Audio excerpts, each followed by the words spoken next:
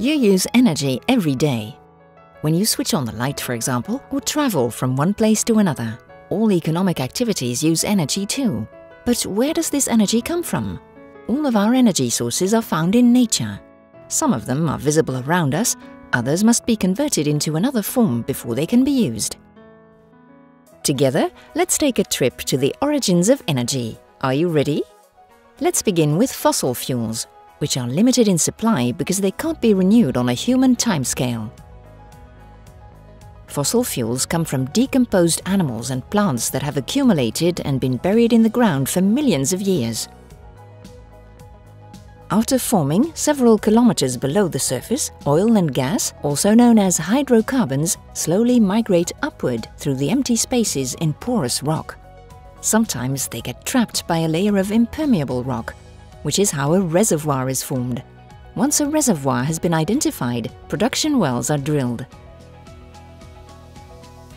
The extracted hydrocarbons are then transported by tankers or pipeline. In a process called fractional distillation, oil is converted into different products such as fuel, LPG and fuel oil. Natural gas is stored and used to produce electricity. It is also supplied to urban areas. Some hydrocarbons are difficult to extract. To release them, the very low permeability rock needs to be fractured by the injection of water, sand and chemical additives. The resources from these formations are called shale oil and gas. Now let's go down into a coal mine for a few moments. To develop this very old source of energy, it's sometimes necessary to dig kilometers of tunnels at depths of more than 1,000 meters. Coal is primarily used as a fuel to generate electricity. Now let's look at another fossil fuel, uranium. Although uranium is commonly found in the ground, it rarely occurs in recoverable concentrations. It is extracted from underground or open pit mines. Uranium exists in different isotopes. The most common is U-238, which accounts for more than 99% of natural uranium. To be used in a nuclear reactor, natural uranium needs to be enriched to a U-235 content of about 5%. The intense heat released by the fission of U-235 is then used to drive a steam turbine, which generates electricity. Let's continue our trip with a tour of the abundant renewable energy sources provided by nature. Wind force has long been used to propel boats and drive windmills.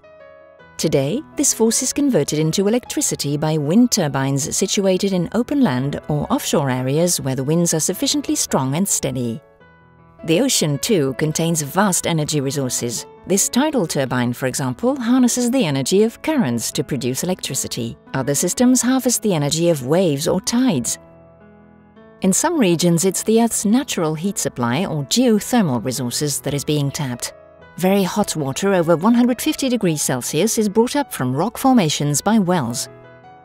When it reaches the surface, the water turns into steam, which is used to generate electricity. Heat is recovered from the steam as well. Water is also the source of hydropower. Like wind, water was once used to power mills and for certain industrial processes. Today, thanks to river dams, it is used to generate hydroelectricity.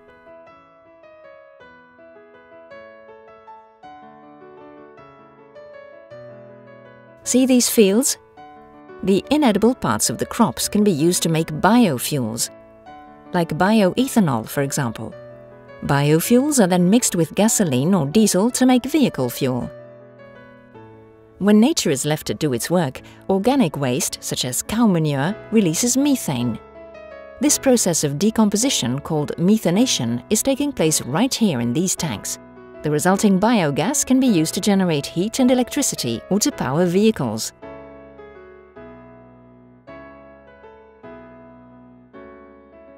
Look at this gorgeous sun. Sunlight is converted into electricity by photovoltaic panels. The sun's heat is also captured by solar thermal collectors and used directly to heat buildings or produce domestic hot water. Biomass is another renewable energy source. It's the oldest form of energy used by humans. Today, biomass provides electricity and heat from the combustion of forest, agricultural and agri-food residues, as well as sawdust. The trash in our garbage cans is also a source of energy.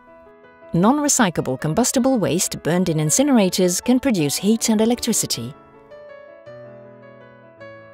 Now it's even possible to recover the waste heat generated by industrial processes. For example, we can recover waste heat produced by glass and metal plants, refineries and large data centers.